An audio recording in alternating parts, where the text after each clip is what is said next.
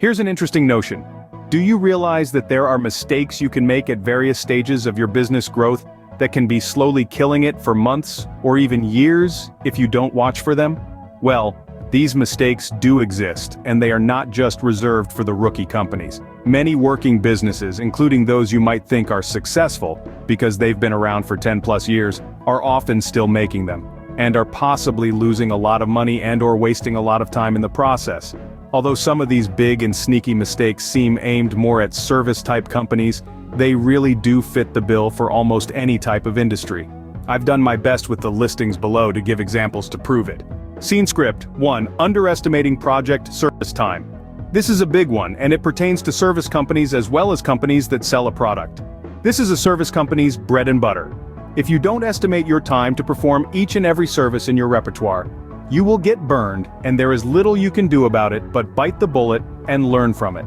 The best way to estimate time is to do it once yourself or watch your best employee do the task, and then throw in a little fudge factor on top of it. For product companies, time becomes an issue with logistics, so be aware. 1. Not knowing your company numbers, incorrectly setting prices. Notice. I emphasize the word your. It's a common mistake to use a competitor's as your pricing gauge without actually knowing why they use those numbers. Think about the nightmare you will get yourself into if you take a competitor's price, cut it by 10%, and then start selling. What if the competition has a bad pricing structure and is barely making money or even losing money? What if your costs are more than theirs? You can use competitors as a starting point, but you can't base your whole strategy on it. 1. Not charging for all of your time and amp costs. This seems like a silly statement to some, but I bet most business owners will admit they have given away too much of the farm at times. There is nothing wrong with giving a little extra here and there to show you care. But either way, that's not what I'm talking about here. What concerns me are those who put a lot of quality into their work or products or stores and do not cover the cost for it. As an example, say you run a service company and your competitors don't do a certain standard service that you do. You can't just undercut their price to steal a job. You need to have that cost covered in your rate, and advertise the fact that it comes with the price up front. Stores undermine themselves, for example, when they put more people on the floor for customer service but don't charge for it. These things cost you money, and when your competitors don't do them, it costs them less money. 1. Not getting paid fast enough. That's right, the old cash flow issue. As long as you are actually making enough money to pay the bills, this problem can be solved, prevented, or at least made to be not as bad as it could be. Here's the deal. Bill customers promptly. It is very common for a small business to not have the procedures or systems in place to get invoices generated and out the door in a timely fashion. Again, this would seem unlikely since that's the reason why we are doing the work, to get paid. But it is very easy for the people responsible for getting this info to the billing people to be too busy to get it there, or not have enough organization to give it to them the right way. The second part to slowing down or stopping irregular cash flow is to make the quickest payment deals possible with customers, and the slowest possible with vendors and employees. If there is any way not to pay employees any more than twice a month, you better do it. Contractors always have an issue with this. 1. Failure to have solid systems and procedures in place.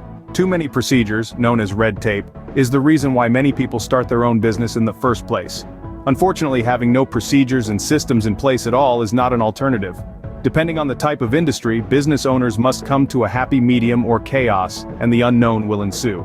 Some basic examples where procedures or systems are needed include billing, collections, payroll, HR, interviewing, hiring, vacations, benefits, job responsibilities, etc., manufacturing, operating equipment, maintaining equipment, inventory, sales calls, visits, and logistics, to name a few. 2. Spending advertising money just to say you advertise. I would almost rather see my clients not advertise than to spend without tracking the results. There is no point in a marketing campaign if you do not put things in place that allow you to measure how well the plan is working. The other wasteful part of marketing that many people make the mistake of doing is not tracking their previously successful campaigns. Why some people think that just because a $400 a month ad worked once very well for one busy season, that it will automatically work every year after that is beyond me. 3. Spreading yourself too thin. This is a classic mistake made by every entrepreneur. The key is to figure out when you are at that wearing too many hats point and start getting some help. The solution here is to know your strengths and to be able to see when you are not performing the duties that demand these skills. If you are the best salesperson in the company, you can't get caught up in day-to-day operations. If you do, sales will slip, and eventually you won't have any operations to worry about. Think about this to help you figure out if you are spread too thin.